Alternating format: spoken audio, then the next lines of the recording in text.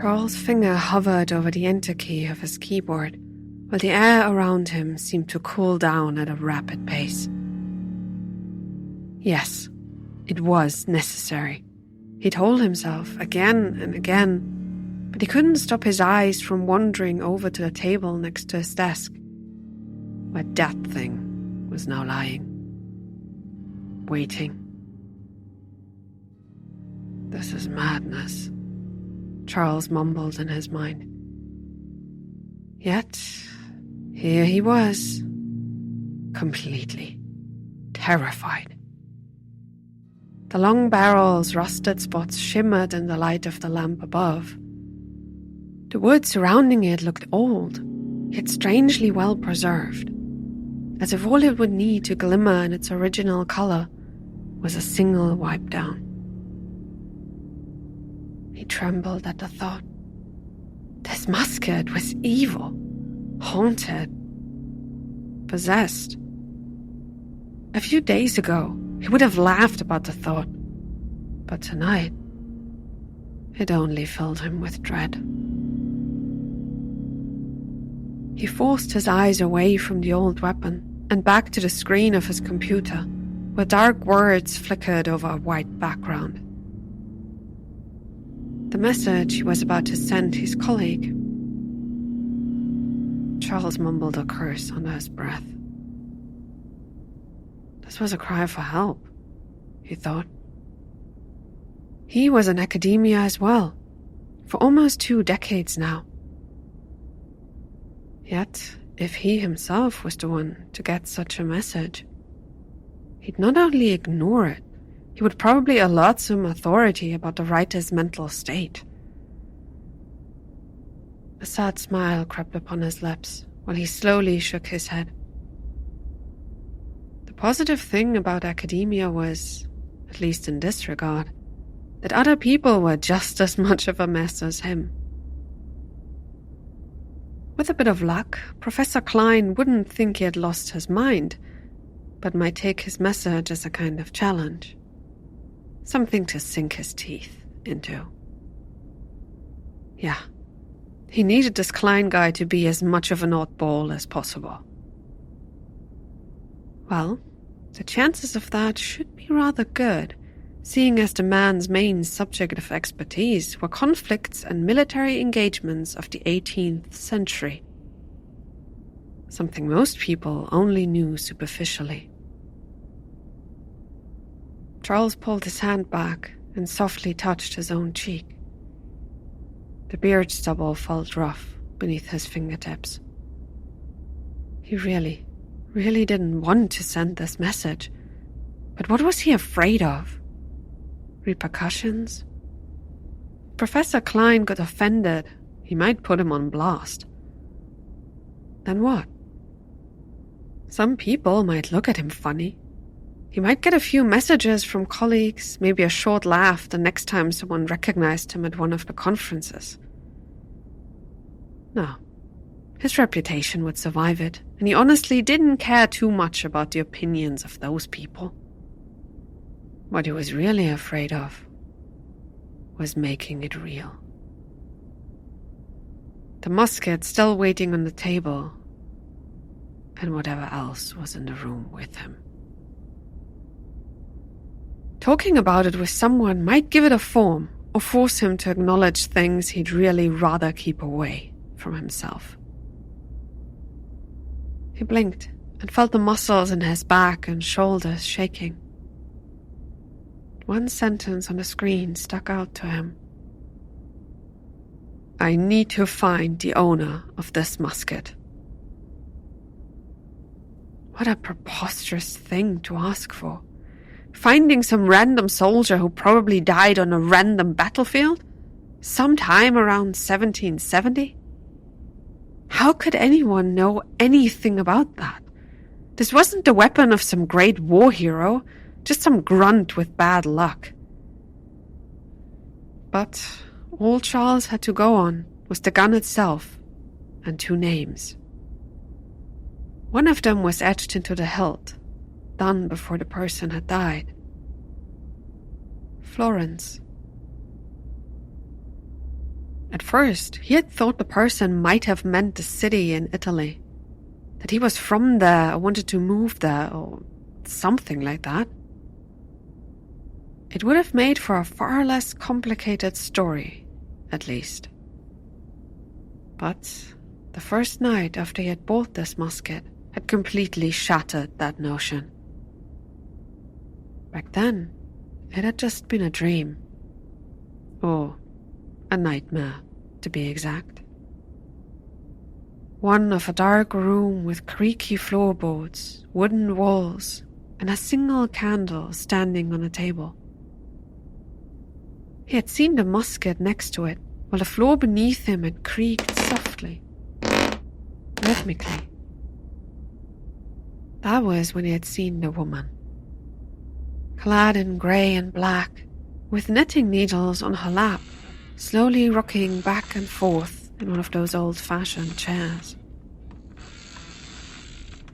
He had watched her in amazement.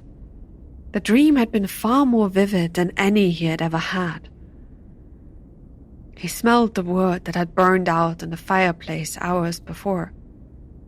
The acrid stench of whatever people had used back then to scrub the floors, and even a hint of dried flowers somewhere in this tiny hut.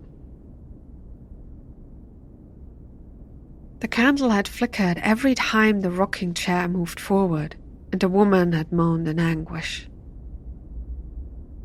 Everything of her had seemed so lifelike. From the morning dress down to the big, uncomfortable boots. The moans coming from her had suddenly stopped, and in their stead, Charles had heard her voice, dry and creaking, muttering variations of a single sentence over and over. "Give me back my Arthur. Give me back my heart. Give me back my love." He had continued watching her, rocking back and forth in the almost darkness, until suddenly her head shot up and her eyes had fixated on him. With a last hiss of "Arthur," the hovel had disappeared, and Charles had woken up in his own bed, completely drenched in sweat. The real problems started from there. Normally, dreams tended to fade out of his consciousness rather quickly. But this one was different. He could still remember every little detail, every sensation, even the sound of her voice and the sad tone of it all. Charles had tried finding out more about the musket. He had called, then visited the shop where he had bought it, but had quickly found out how hard it was to unearth the history of such an object. All he could show for the hours of digging he had done were two things. First, that it absolutely was a real piece of war gear produced around 1750 somewhere in the country. And secondly, that the last few owners of this thing had all died. Before it got sold, it was stored in a warehouse in town for over a decade. The last owner, someone called Fred Dunswick, had suddenly died of what newspapers had called a heart event. Charles had found out a bit more from one of his surviving children, who had told him that the old man had keeled over, mumbling the name Arthur while clawing at his chest, 2 weeks after he had bought the musket himself. Before that, it had been in storage again for at least 1.5 decades, with the owner dying under mysterious circumstances. The same pattern repeated over and over again, going back as far as newspapers seemed to go. Every time someone took ownership of this damned thing, they died 2 weeks later to some kind of sudden onset heart condition. 2 weeks. A fortnight, as people used to call it. Charles had fallen asleep during his research and had found himself back in the hovel with the mourning woman still rocking back and forth. Only this time, he had spoken as well. Just one word, one name, the one etched into the hilt of the musket. Florence. Suddenly, the woman had stopped rocking back and forth, had raised her head again to look him deep into his eyes, and Charles had understood the amount of pain and anguish she was in. Tears had stained her beautiful face and had dripped down onto the unfinished knitting project as her mouth had stood open for a moment longer. Give me back my heart. He had woken up again, sputtering and coughing with a pain in his chest. The problem was that his research had completely stalled since then. There were no leads to go on, nothing he could follow. The musket seemed to have appeared out of thin air around the year 1912, and there was no way for him to find out where it had come from. All he knew was that this woman hadn't been ordinary. Some part of her must have attached to this weapon, as strange as it seemed. When he had hit the wall, Charles had tried getting information on cleaning such an object, removing whatever was stuck to it. But those had turned into dead ends as well. So, in his desperation, he was about to reach out to colleagues and friends, including Professor Klein. Charles shook his head and pressed the key on his keyboard, sending the message. He could feel cold dread rising inside of him as he watched the words on the screen disappearing and being replaced by a statement. Message sent. It was real, he mumbled to himself. And it didn't matter if he believed it fully or not. He could feel the strange woman already reaching out to him, hurting him. His hand wandered down to the buttons of his shirt, and he felt a painful sting as the cotton brushed over the skin right above his heart. A few drops of blood had already soaked through, staining the material red. Charles forced himself to pull his hand back and away from his chest. It wouldn't do him any good playing around with the buttons. Not like he could protect himself in any way from whatever this thing was. The only thing he could and should do now was to continue his research. He changed the tabs on his computer and looked at the long list of battlefields from the mid-1750s to the end of that century. A groan escaped his mouth. He had no idea what army or unit the owner of this musket had been part of, nor where he had even come from. Arthur. It had been a very common name, and without a surname he was completely shit out of luck. Charles closed his eyes and tried to focus on some details of this strange dream again. The candle, the rocking chair, everything inside the hut. Nothing stuck out to him as a clue. How many such huts had existed back then? Tens? Maybe hundreds of thousands? It truly was like looking for a needle in a haystack. This was pointless. He pushed back the chair to stand up, and before he knew what he was doing, Charles found himself in front of the musket again. Back when he had bought it, he had looked it over with a magnifying glass and marked down every single small detail he could see. The biggest one was the name Florence carved into the butt of the rifle. Charles tried to imagine what it must have looked like back then. The sky, sitting somewhere with a knife, slowly carving the name of this woman into the wood. What was its purpose? Did he miss her that much? Was he afraid of never seeing her again? It would have been much easier if he had carved his regiment's name or number into it. Florence, he whispered, exasperated, as a cold chill brushed past him, and as he opened his eyes, he suddenly no longer felt alone in his small study. Someone was in here with him. He could feel it, this cold and dreadful presence. Charles turned around and looked at the room with newfound terror. The door was still closed. His computer was running. Nothing had disturbed the bookcases filling the walls. But he still could feel a presence. He turned around further. The table with the musket was in the middle of the room. Nothing was going on there either. He could feel his heart racing and cold sweat running down his back.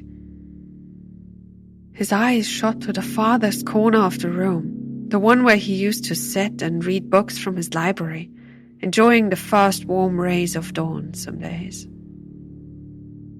He had bought himself a big leather chair, soft and comfy for even colder nights, but now this piece of furniture seemed completely covered up by shadows. Charles almost growled as he looked at the darkness that was so out of place here, where electric light was coming from the lamps in the ceiling. He recognized it immediately. The exact same darkness he had seen in his dreams. And there was movement in the shadows. Someone was slowly rocking back and forth. Charles took a step back and felt his hip hitting the edge of the desk. Shit. He needed to get out of here. That thing was still rocking back and forth. It was more a feeling than what he could truly see, but every part of his mind howled at him to run away. This was too much. Charles stepped backward, not letting that corner out of his eyes while his hand fumbled around for the doorknob in his back. He could feel cold air brushing past his face and the mumbling coming from across the room. Give me. Finally, his fingers found the knob. He pulled open the door and shot out before throwing it shut again, as quickly as humanly possible. But it wasn't enough. He needed to get away from the room. Charles whirled around again and ran to the stairs. The air out here felt hot and sticky, yet he could breathe so much easier already. Running down the stairs, he could even feel his racing heart stabilizing. It wouldn't help him for long, this heedless flight, he told himself. It couldn't stop his feet. The front door was in view already. What would happen if he simply ran out, got in his car and drove off? The answer was simple. He would die. Every single part of his mind screamed it at him. This thing, Florence, wouldn't let him go simply because he moved away from the object. He had been marked. As if on cue, the scratches in his chest started hurting, and Charles came to a sliding stop in front of the door. A brown paper package was lying there, right under the mail slot. Even in his frenzied state of mind, Charles knew that it couldn't have been here for long. He hadn't heard anything upstairs and knew the mailman wouldn't get here until a few hours. Someone must have dropped this package through his door. It wasn't like he had anything else to do anyway. Part of his mind promised him, and he picked it up. Brown paper covered something rectangular. It was bound with a cord, and after turning it around, he finally found a note. My dad's diary. Hope it helps. Signed, Jason Dunswick. It read, and Charles felt his heart fluttering. The last owner's diary. He had talked to this Jason over the phone, and he had never said anything about a diary. But if it was real, it might at least clue him into what he could expect next. His fingers ripped the paper apart and tore off the cord. Charles had the phone ringing in his pocket, but couldn't concentrate on that. He ripped away the last of the paper and opened the booklet at the last written on page. She's here now. I can see her. It's too late. The words sent a shiver down his spine. Frantically, he turned back a page.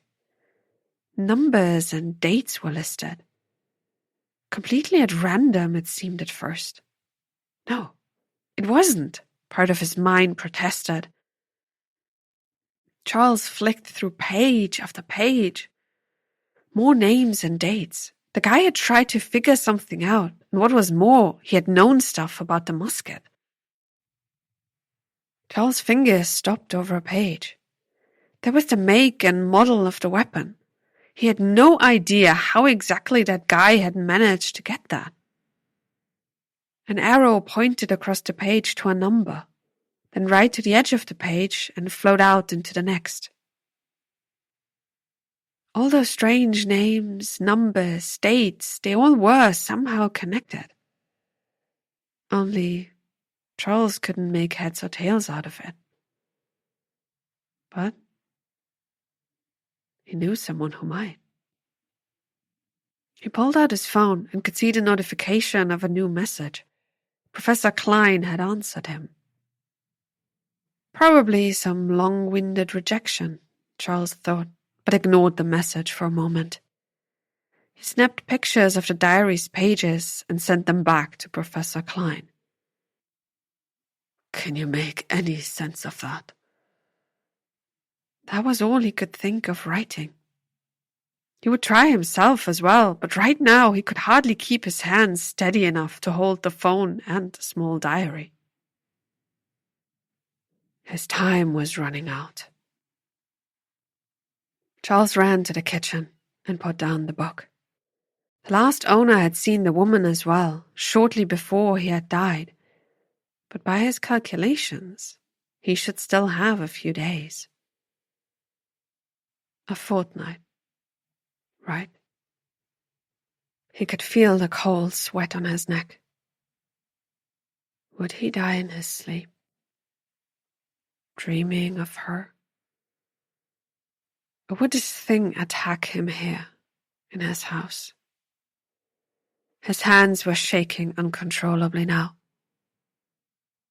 There was no way to escape her, his instincts told him. No fight or flight. She was upstairs in his study, rocking back and forth in a corner. His phone dinged again, and Charles almost shrieked. Only this time, he pulled it out and opened the app. He could see Professor Klein's first message, telling him that there was no way to find out the owner of some random musket. Then the picture dump he had sent him. But now the newest message from his colleague was completely different. The owner's name is Arthur Vane. It's written on the second page you've sent me. Charles picked up the booklet again and skimmed over the pages. He was right. There, right on top of the page, was a name. Arthur Vane. And his fiancée, Florence Walcott. He felt another cold chill as he read the name out loud. His eyes raced down the page. This guy had learned so much about the figure. There was the name of his regiment, Mecklenburg County. Commanding officer, Colonel G. Alexander. His shaking fingers turned the page. Different battles the soldier had fought in. How had he managed to dig that up? It didn't matter. He had a new lead. More and more details stuck out to him. Yet, as he turned the pages, a pattern repeated. The man who had written down those words had gotten more and more erratic. Charles slowly could see the avenues he had tried, but one thing was always missing. The last piece. Arthur Vane's final resting place. Charles felt another chill and remembered the woman's words. "Give me back my love." That had to be the way to lift this curse, right? Bringing the musket to his resting place. Only the last owner didn't get there in time. The writing got harder to read with almost every sentence. Panicked words and arrows spread throughout the pages. He hadn't gotten the grave. Charles picked up his phone again. That had to be something Professor Klein would know about, right? With a now racing heartbeat, he started typing. "Can you find out where this Arthur Vane was buried? I'll pay you whatever you want. It's a matter of life and death." He sent the message and started pacing through the kitchen. This was his shot, his only way out. The phone in his hand vibrated, and Charles jumped from shock. One word flickered on the small screen. Maybe. Charles wanted to scream with joy. There was hope. Another message came immediately. "Might take me a day. Should be around this region." Followed by a picture of a map. A curse escaped him. Shit. It was far, far away. How much time had he left? A slight stinging sensation in his chest made him stop. Probably wouldn't be enough if he only set off tomorrow. But as long as he knew the general direction. Charles felt the hair on his arms standing up. He needed the musket, and for that he would have to enter his study again. His legs started moving before he could even finish his thought. Time was running out, and there was no way around it. He reached the stairs and jumped up 2 steps at a time. Cold air brushed past his face again. She was still here. But she wouldn't kill him right now. He tried to calm himself and failed miserably. The door to his study was standing open, he saw, and suddenly felt even worse about entering that room. He had closed it, he was sure. But now... Charles shook his head and started running toward it. The light was flickering inside as he jumped over the threshold and pushed the door with his shoulder. He could smell her now, see her in the corner already. The figure was far clearer than before. It didn't matter. He ran for the table and could hear the creaking of a rocking chair, followed by the sound of a woman breathing. Charles grabbed a musket, felt the cold wood in the palms of his hands, turned and ran back. No, she wouldn't kill him yet. He still had time. The musket seemed to vibrate as he ran out of the room, down the stairs, and plucked the key out of its lock. He had time, he kept repeating in his head. Charles put the musket in the trunk, jumped into his car, and raced out of the driveway. The oppressive atmosphere never completely subsided. He drove out of the neighborhood and headed for the next freeway. It should take him a day at least to get to the region. 12 had passed since he had picked up the musket. He was cutting it close. His heart was racing as he drove down the streets. Charles could feel the coldness spreading inside the car. The sunshine outside seemed to dim with every passing moment. all the color drained from the world. It was eerie, driving along like that. Charles didn't attempt to turn on the radio, was instead focusing completely on what he had learned. This woman, Florence Walcott, had lost her fiancé during the war and had done something to stick around and haunt the people who claimed his last possession. How? Why? Those questions couldn't be answered right now. If he made it out of here alive, he could take his time, but right now, he needed to get as far as possible before Professor Klein found out where exactly the guy was buried. If he was buried at all. A small voice in the back of his mind cautioned him. There probably were more than a few cases of soldiers being left to rot in the field. A bad feeling came over him. If that was the case, he would be dead either way.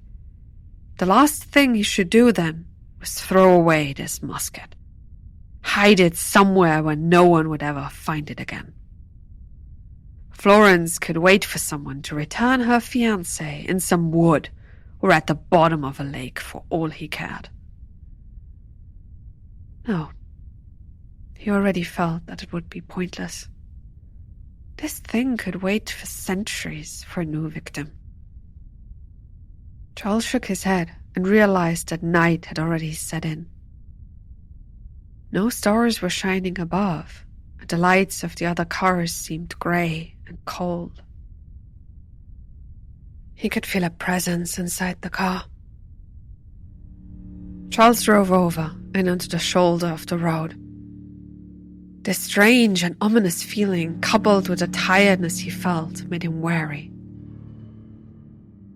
Something would be happening soon, and he didn't want to barrel down a road while it did. "Come out, Florence," he whispered, and could feel the chill that followed, coupled with the feeling of being watched. She was here, inside the car already. He looked over and could see the darkness forming on the passenger seat. A figure was sitting there, rocking back and forth. "Give me back my heart," a voice hissed as a hand shot out and touched him on his chest. Charles felt a shock of pain as his vision got blurry, then darkness enveloped him. He opened his eyes and could see the hut during daytime. A woman was almost dancing around, now dressed in plain but normal clothing. Someone knocked on the door, and the atmosphere seemed to change. Cold chills ran through him as he watched her running over, opening the entrance, then falling to her knees. He could see a faceless soldier standing there, the musket and a letter in his hands. Charles heard the woman screaming, and the world turned black again. A moment later, he opened his eyes and could see the same woman sitting in her chair in the corner of the room. She was caressing something. The musket.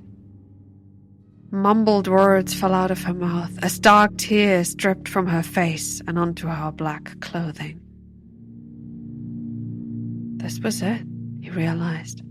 Whatever she had done to stay here, this was its origin. He watched in abject horror as the woman continued caressing the object, mumbling her curses while the world around her seemed to freeze. Charles shot up with a scream and found himself back in his car again. The road ahead was dark and empty, while the shadow in the passenger seat kept rocking back and forth. His time was running out. He started the engine again and drove out into the road. There was no time to sleep, no time for any other distraction. He drove through the night and into the next day. The scenery outside changed, yet he couldn't concentrate on it. From inside the car, it all looked the same. Cold, grey and lifeless. He only stopped for gas or toilet breaks and could see the faces of the people he met in the same lifeless grey as the world around them. She was draining him, he understood, pulling at his soul. The pain in his chest was getting worse. Every few hours a new scratch appeared beneath his already stained shirt. Slowly but surely, it would soon turn completely red. Charles drove on, unsure where to or how long this journey would take him, or if he would even see its end. With every passing hour, the anxiety he felt got worse while he pulled out his phone, checking for updates time after time. The shadow next to him took form around midday. He could see her out of the corner of his eye, rocking back and forth in her black morning dress. When the phone finally rang, Charles wanted to scream. The small voice in the back of his mind still warned him not to get his hopes up, but he pushed it away this time. Either he had found the cemetery, or it would be too late anyway. He opened the app without stopping his car and felt a rush of gratefulness as he saw the name of one of the burial sites in the area. The sun was going down already again. Time was running out. Charles hit the gas pedal and drove off the freeway.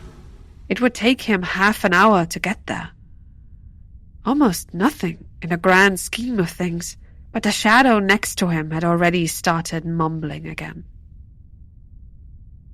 This was the first time he could hear her voice outside his dreams. It sounded sad, yet angry. "Give me back," the apparition hissed, and Charles had to stop himself from answering. The cemetery. It was just a short distance away now. He sped through a small town, ignoring the people openly staring at him as he raced as if his life depended on it. The cemetery was up ahead. "Give me back my heart," the voice next to him whispered. He could see her hands slowly rising as he hit the brakes right in front of the small gate of the burial site, grabbed the musket from the back seat and jumped out of the car. The shadow in the vehicle disappeared, but her voice still followed him. Charles started to run. It had to be here, somewhere in the cemetery. Musket in hand, he ran along the gravel path, looking around the rows and rows of graves. How should he find the right one? He didn't have time. Up here in front, all the graves looked new. Maybe in the back? He rounded a corner and almost collided with an old man clad in a worker's overall, walking with a cane. "Where are the Civil War graves?" Charles blurted out and watched a man shake his head in disbelief, then quickly pointing not to the back, but to the center of the cemetery. "Just don't go cutting off any heads, you hear?" Charles heard the voice following him. He didn't have the time or presence of mind to reply. The grave had to be there. Professor Klein had told him. What if he lied to you? That damned voice in the back of his mind piped up again. He shook his head and picked up the pace. Florence was still whispering, but the tone of her voice was now getting more urgent. Charles could feel unseen fingernails scratching at his chest. "Give me back, my love." Ice cold wind brushed past his face as he ran along the gravel path. The graves around him were getting older and older. This had to be the right way. Charles felt a shooting pain in his chest as he turned and saw the oldest part of the cemetery right in front of him. The gravestones were far less ornate there, hardly more than slabs of stone, yet they all looked spotless. What was even more important, he could hear the ghostly woman's wail stopping for a moment. "Who's there?" Charles whispered and felt the fingernails leaving his chest. One of those graves had to be Arthur Vane's. He just needed to find it. With the musket still in hand, he ran toward the plain headstones as the sun was starting to set. This would be his last sunset if he failed. Charles jumped into the soft dirt where no grass was growing and rounded a headstone that had been restored rather recently. Somewhere among them, his target would be. "Give me back my heart," he heard a voice behind him whispering as sharp nails dug into his chest anew. He could feel droplets of blood running down his stomach. Charles ran past another row of headstones. The dates there didn't match. They were from the 19th century. The voice behind him got more urgent, hissing the words now. "Give me back my life." He could feel her anger and desperation. "Just give me a minute," he hissed back, as another tear appeared in the skin of his chest. Another row passed, then one more. The stones were getting even plainer, the earth softer. This had to be it, right? Somewhere here. He looked at one of the stones that still had an inscription. 1790. Close. Charles could feel a hand snaking over his shoulder. He could even see its outline in the setting sun. Dark fingernails danced over his chest as he turned and ran along the line of gravestones. It had to be here somewhere. The stones hardly had any inscriptions at all. Most of them were simple white headstones with neither a name nor date on them. But it had to be one of them, he screamed in his mind. The pain in his chest was getting worse. He could see the fingernails already poking through his shirt. Florence was about to claim him as her next victim. But he was so close. Just a tiny bit more time. Charles tripped over something and fell. The pain in his chest was making him dizzy. 3 headstones were standing there, close to each other. One of them had the outlines of a date. The others were blank. "It's one of them!" he screamed at himself. It had to be. Only, what now? "Give me back my heart," Charles heard the woman hiss right into his ear. He could even feel her cold breath on his skin. "There!" With a scream, he slammed down the musket on the soft earth. The shattering hiss nearly split his eardrum. It was an act of desperation. He was sure she would kill him anyway, but this feeling told him that it could be right. Something about that plain white headstone seemed to call out to him. Charles could see the dark shadow creeping along the ground like smoke as he knelt there, frozen. He could hear her, crying. The shapeless shadow formed into a figure. It was for hardly more than a single instant, but Charles could see it clearly. A woman dressed in black, kneeling on the grave. "You have him back," Charles whispered, and suddenly could feel the icy cold stare of the ghost once more resting on him. She cried and howled as he watched in terror. What was going on here? Would she kill him anyway? Charles screamed as the shadow turned smoke-like again, then suddenly seemed to get sucked into the earth of the grave. He could feel his heart almost stopping, the dizziness taking over, and would have fallen backward if her hand hadn't caught him at the last moment. It was the old man he had almost crashed into before, standing beside him now with a cane and a shovel in his other hand. "Time to bury that thing." He heard the old gruff voice and could do nothing but nod. "Just a few feet deep should do the trick. If you promise not to take any skulls, you can even use my shovel." The man continued, and for the first time in what felt like an eternity, Charles could feel the warmth of the last rays of sunshine on his skin again.